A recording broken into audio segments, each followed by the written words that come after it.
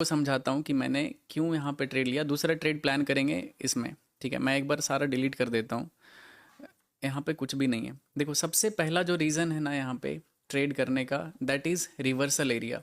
अगर आप फिबोनाची लेते हो बॉटम से प्रीवियस लो से हाई तक, दिस इज, इसका डिफ़ॉल्ट सेटिंग कर देता हूँ, रुक जाओ।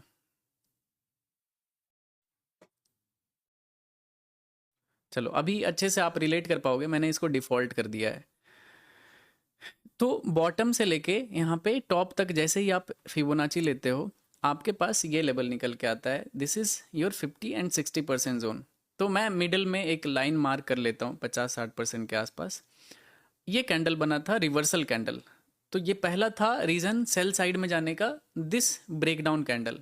दूसरा रीज़न मैं बताता हूँ, ट्रेडिंग को जितने अच्छे से आसान तरीके से आप समझोगे ना, ट्रेड में एंटर करना उतना ही ईजी होगा आपके लिए। दूसरा रीज़न था, this is your selling zone. यहाँ पे एक सेलिंग जोन था, तो मतलब प्रीवियस जो भी यहाँ पे सेल कर रहे थे वो एक्टिवेट हो सकते हैं इधर, और वो यहाँ पे सेलिंग दिख भी रहा था। तो दूसरा रीज़न ये था। तीसरा रीज़न अगर आप देखोगे तो यहाँ पे ईएमए से नीचे ट्रेड कर रहा था और मार्केट में रेड कैंडल बनाया था, तो मैंने इधर कहीं पे एंट्री बनाया था। थोड़ा सा पुल बैक लिया था, 15 मिनट के आसपास टाइम पास किया था, बट अगेन जब फॉल किया तो वन गो में नीचे गिरता चला गया।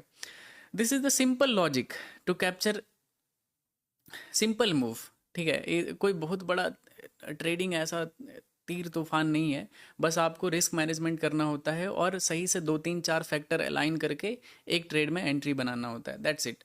और कुछ जितना ज़्यादा आप शक्तिमान बनोगे ना ट्रेडिंग में, ये देख लेते हैं वो देख लेते हैं, उतना ज़्यादा आपका लॉस होने का चांसेस, क्योंकि आप कंफ्यूज हो जाओगे। और कंफ्यूजन में ह्यूमन ब्रेन क्या करता है कि वो डिसीजन मेकिंग में सारे लोग अच्छे नहीं होते हैं। डिसीजन मेकिंग बहुत ही ज़्यादा डिफिकल्ट चीज़ होता है। कभी कभी आप ये सोचते हो कि यार ये टी शर्ट पहने या फिर ये टी शर्ट पहने, दो टी शर्ट में आप कंफ्यूज हो जाते हो। सोचो ट्रेड में आपका यहाँ पे पैसा लॉस हो सकता है या फिर प्रॉफिट हो सकता है, कितना ज़्यादा कंफ्यूजिंग चीज़ है। तो अगर आप कुछ भी अपने आप को कंफ्यूज करते हो, उल्टा सीधा डेटा फीड करते हो माइंड में, तो आप सही डिसीजन नहीं ले पाओगे, डिसीजन मेकिंग आपका खराब हो जाएगा।